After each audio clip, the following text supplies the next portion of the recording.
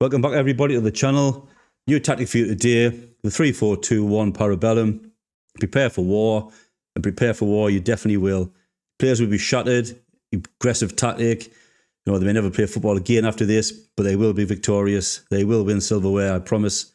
Let's jump right into it. Hello everybody, welcome back. I'm Anthony, here to on the tube. Like I said before, a new tactic today for you. I've created 8 days in the making this. I've tried every role, every formation, every player instruction, every kind of team instruction I could think of. 2 liberos, inverted fullbacks, wing backs on attack. Never end them. I've tried a kind of narrow formation, wide. Finally, I found one that worked. Yeah, like I say, I didn't pick the best team in the league. I like to show you a kind of a team that's maybe 4th or 5th. Because I think if I can get it working with a team like this, I think you can get it working with anyone or the quality teams, if you like, your Atlantas, your Inter Milans and things like that. So it really took a lot of work, a lot of hard effort this, but I think I found something that you can kind of work with. It's balanced, you know. So when you see the kind of stats, you may not be kind of wowed, but bear in mind the team that I've used, Austrian, bear in mind the league we were in, the amount of games we had to play, squad depth. I did ask a lot of my players as well in certain roles where they may not be natural in. So I kind of did push them. But you'll see as we talk about the tactic, you see where the potential is. I will kind of, as we go through the tactic as well, show you areas where we can maybe be more aggressive, where we maybe can bring it back a little bit in away games, top teams in Europe. But like I say, we played a lot of games. It was a tough season, hence prepare for war name. You can see players were shattered, broken by the end of it. But I think the results speak for themselves. So let's show you the goals you can score in this league, enjoy the kind of the highlights, and then we'll dive into the tactic itself.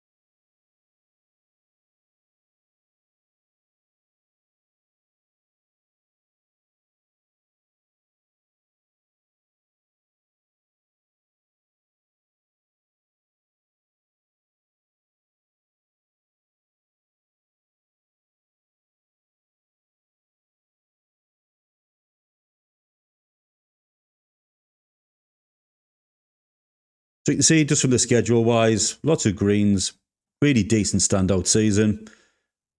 Not too many defeats as well. Decent kind of range of scoring as well, kind of goals. Didn't concede that many. Good amount of kind of clean sheets as well. So good balanced tactic, I think, overall. Jumping into the competitions, have a little look. As you can see, finished second in the Admiral Bundesliga, which I think is a great achievement. We expect to finish 5th. Finished kind of 6 points behind Salzburg in the kind of Champions group kind of playoff, if you like. I think that's fantastic. Kind of drew 9 all season, lost only 4, won 19. Goal difference to 29, which again, I go further back to where you may not be wowed, but when you look at the next one down from us was 0, then -8. So really kind of not saying we pushed Salzburg, but we're definitely the closest to them. And I think with the team we had, compared to Salzburg, I think that's a fantastic achievement. Delving into that a little bit deeper, look at the stages. Down to the Champions Group, won 19, drawn 9, lost only 4, scored 57, conceded only 28, a goal difference of 29 and 43 points. Great season. Look at the kind of main league table itself. Yeah, exactly the same. Won 13, drawn 6, lost 3, scored 40 goals, conceded 17, goal difference of 23. And they say the closest to us in that league was 6. So I think this highlights, how much we kind of managed to score, defend fairly well as well. Were we ever going to catch Salzburg? I don't know. Not for me. I think that they're too good, too elite for this league. If you have managed Austria Vienna before and you managed to topple Salzburg in the first season, drop a kind of a comment. Let me know how you've done it. I'm really interested to know, what tactic did you use? Did you use something similar to what I'm about to show you? Did you do something completely different? Just see if you have bettered this and this is kind of disappointing from your point of view. Drop a comment. Let me know. Nice to see if people's success and how they managed to do something a little bit different. But moving on to the Conference League, again, knocked out in the round of 16. I don't think we're expected to get that far. I don't think we're expected to get out of the group, to be honest. But we did. Really great performance. Group stage, Group A we were in. Finished second in our group, just behind Club Bruges. Same points, same goal difference. Probably went down to head-to-head on that one. Miles away from Rosenborg and Zoria. The great performance for me. I think we kind of fairly dominated that league. Certainly kind of done really well to get out of it. Unfortunately, we got kind of down to the round of 16 and lost out to Basel, which a bit disappointed, but I think fatigue caught up. It's not an excuse. I think at that point, we were playing a lot of games. We were still in the Cup. We're playing league matches. We're playing this on a Thursday. I think at one point we had a game on a Thursday, then a game in the Cup on the Saturday. So eventually I just caught up with them, kind of, we scored size, we scored depth. And bear in mind, I wasn't managing this. What I normally do with a tactic, I just put the tactic in. Then the assistant manager rotates the squad as and when he sees fit. I don't know if he kind of still puts unfit players in. So whereas I would probably manage a little bit more, make sure my squad was fresh, he may have been playing kind of fatigued players. So I just don't know. I can't really comment on that. That's just all I've done, and that was the result of it. And to be honest, I was fairly happy with that. But a bit of silverware for the season. The kind of domestic cup, absolutely fantastic. Great to come up with some silverware to show that it does work. In a tough season, to walk away, get to a final and win a cup is fantastic, I think. Rapid Vienna in the final, nothing to be kind of sniffed at either. And I think if I remember right, we actually beat Salzburg in the semis 1-0. So great result. Great to win a cup. Goes to show that there is silverware kind of in this. So, summarise, qualify for the Champions League in second place. That's going to be great. And if you know Austria Vienna, they start off in a lot of debt. So that's certainly going to help if you had continued this on. Won a domestic cup and really kind of shone in the Conference League as well. Didn't disgrace ourselves. Squad-wise then, looking at the goals. Boskovic, 20 goals. Great season. Really good, I think, really good season. Like I say, look at these stats. He's not standout or blowing anyone away.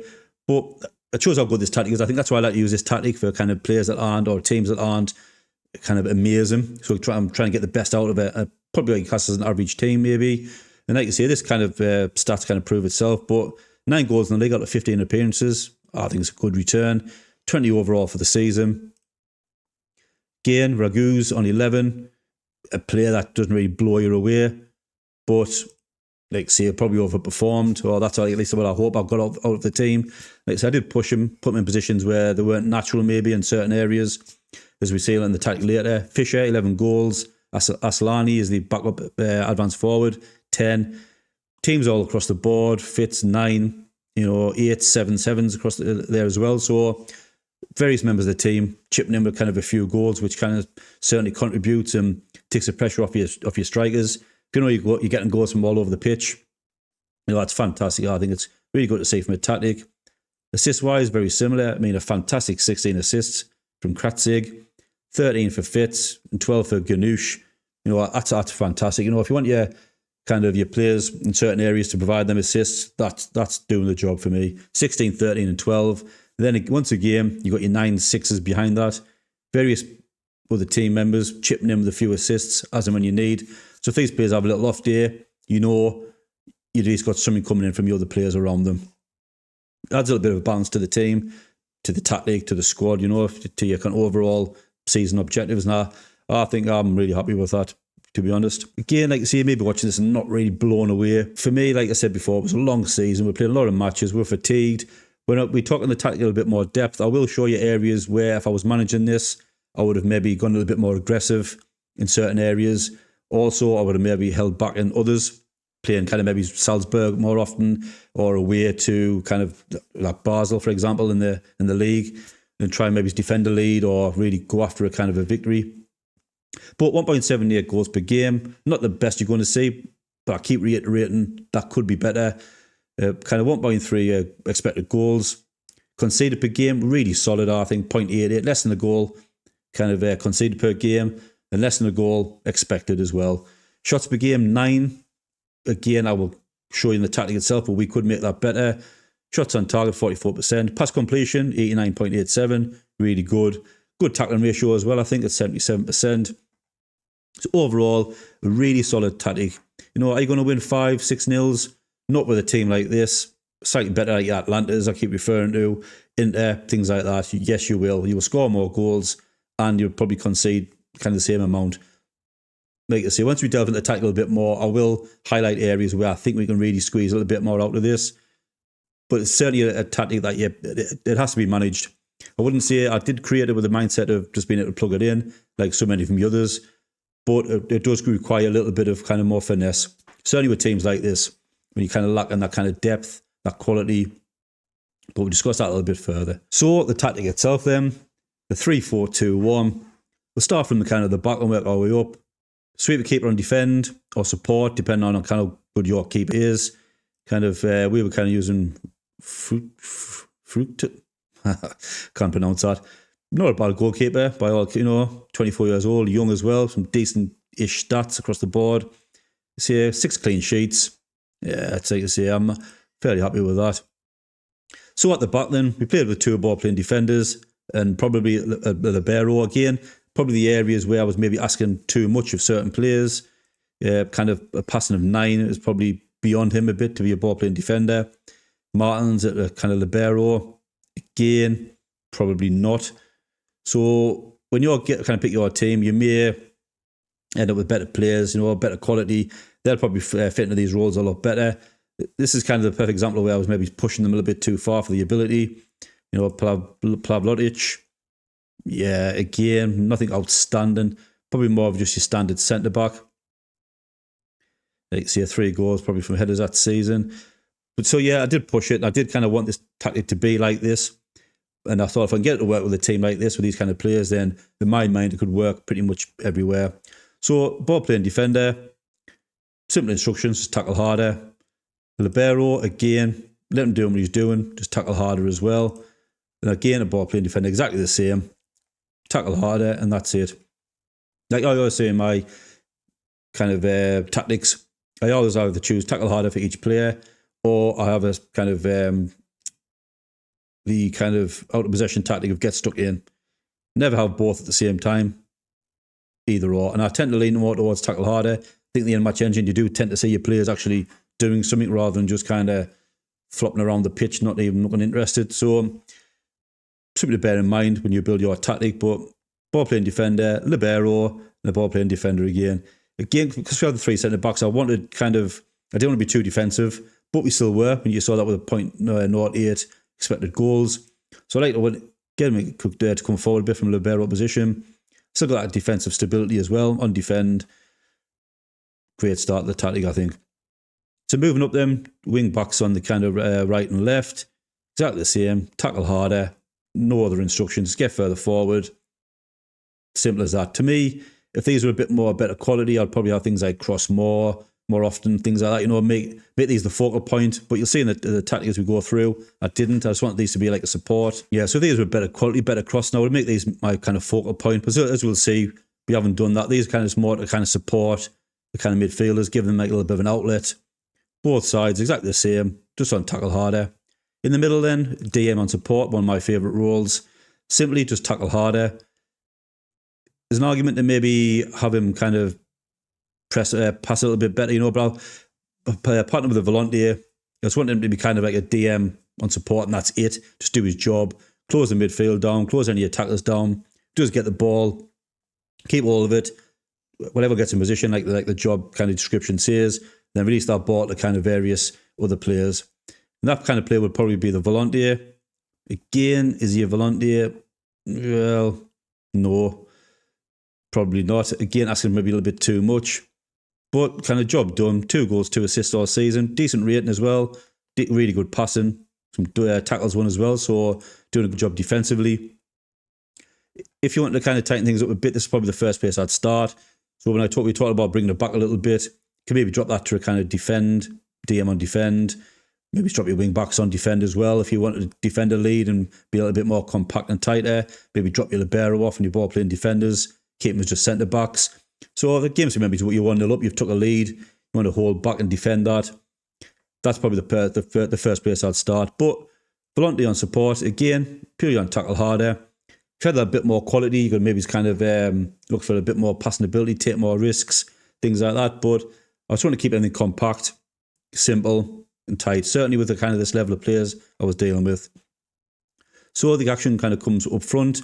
Again, equally, if you want to kind of, if you dominate a game at home, you could also add volunteer on kind of an attack, get him coming forward, being a bit more aggressive. And that, put your wing backs on attack as well if you want to really get them up there. So you say maybe you maybe chasing something. You may be playing a kind of a team at home where you feel you could dominate. Kind of go all out, get them early goals. So up top, 2 attacking midfielders on attack. This is kind of like you say where the goal's going to come from, your aggressive side of the tactic. Again, very simple. Shoot less often. Move into the channels as always. I like the kind of when I play 2 up front, I kind of drop into this area here.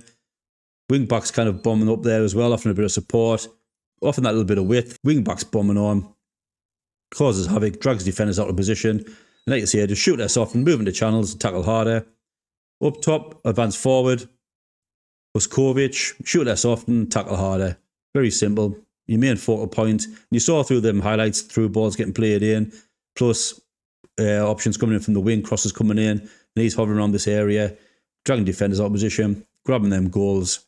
Fantastic. So very simple-ish kind of instructions, not asking too much of them in that sense. Sometimes the playing positions, what I'm asking to do is maybe beyond them. But there's kind of ways I think you can kind of change and adapt this again to make it more aggressive. You can maybe change this to shadow strikers. If you want to kind of grab more goals, you're playing at home, a team you can dominate, or you're chasing something, and you really want that kind of, try and grab that goal. Pour these on shadow strikers. Going to kind of get that box a little more often, kind of cause problems, hopefully grab you that goal that you're seeking. Mentality, positive as always. I like to play a positive mentality. Very rare do I change that. So attacking width, fairly wide. Passing to space. So when we do win that ball back, hopefully in the middle of the park, we're popping that straight into space. Kind of almost like a counter-attack, but still playing very aggressively. Approach play out of defence, play through the middle. I think our better players were in the middle of the park. If we had really quality wing backs, and maybe lacked a bit in the middle, or maybe kind of focus play down the left and right and use my wing backs as the focal point. But I thought playing like a libero, along with the volunteer in the middle, utilise that, get that ball through the middle and let them kind of do what they need to do and use the wing backs as an outlet rather than the main kind of source of kind of the attacking kind of content, if you like, or attacking focus. Passing directness, we're short of passing, but really high tempo. Trying to keep that possession as well, but get that ball quickly up the pitch. Work ball in the box. Again, take that off, see how it goes. Got low crosses on. If you had a couple of kind of tall players in there, by all means, put that as mixed. Work ball in the box, you can leave that off initially. If you kind of again want them kind of try and get a few more goals, a few more shots in and around the box, maybe like having 2 kind of shadow strikers or 2 attacking midfielders, maybe a good kind of argument to leave that off. Let them just pick the ball and do what they need to do, shoot from range if they are kind of good at that. Run at defence, like you say, we're getting 3 players kind of up the top there with kind of the volunteer behind them, wreaking havoc. Run at defence as well, pull them out of position. There's going to be options there to kind of score goals. I think that works really well. Again, if you have really creative players, be more expressive as well, may kind of generate a little bit more attack and kind of influence. Again, if you're chasing the game or you feel as though you can dominate a team at home, stick being more expressive on. Once your players get to know each other a little bit better, certainly a good option. Bring this back a little bit. I'll probably keep the same. I wouldn't change this as much. I'd maybe drop the tempo down if I was trying to defend a lead or trying to be a little bit more possession based, because you do tend to maybe lose the ball a little bit more if you're playing a higher tempo, certainly against the better teams. But generally, I'll probably keep this as it is. I would maybe take passing to space off as well. Again, if I was kind of defending a lead that I want to kind of maybe try and see a game out. In transition, as always, counter press, counter, distribute to centre backs and take short kicks. Very simple, very straightforward. Out of possession, very aggressive, much higher defensive line, high press line of engagement, trigger press much more often, prevent short goalkeeper distribution, and step up more. So really are closing that space between the kind of your attackers and your defence, really squeezing them, stepping up, getting in the face, winning that ball back, quickly popping it into space, creating that kind of almost counter-attacking kind of style, but really aggressive, really aggressively. And that kind of completes the overall tactic. Like I say, it's very simple in terms of PIs, but maybe slightly complicated in terms of what the players to do. Like I say, again, a tactic you have to manage. I don't think it's kind of something you can just plug in. Like I say, I've forced players to play in certain areas that they may not be comfortable with. You could maybe spend a little bit more time refining that, looking at what you've got, change your ball playing defenders. Do you really need a libero and defend? Could you maybe change that to a ball playing defender as well? Maybe just have him as a solid centre back with maybe his two ball playing defenders around him. Lots of options. Let's say lots to think about. Certainly when you want to defend a game, and certainly ways you can make it more attacking to get them more of them goals when you're maybe at home and you're the favourites to win that match. With shadow strikers and volante on attack rather than support, wing backs on attack as well. But equally, like I said before, when you're trying to defend a game, drop them on defend. DM, drop that to defend duty. Take your libero off. Maybe have your attack midfielders on support rather than attack. So certain little ways you can dial it back a little bit. Equally, certain ways you can make it more aggressive and more attacking. But that's a tactic. Hope you've enjoyed this one. I certainly enjoyed making it, although kind of 8 days of grueling and changing things. It was a really tough one. Not one I naturally play, I'll be honest, I'm not naturally good at. But so if you enjoy the content, please drop a like, subscribe if you can. Bye for now.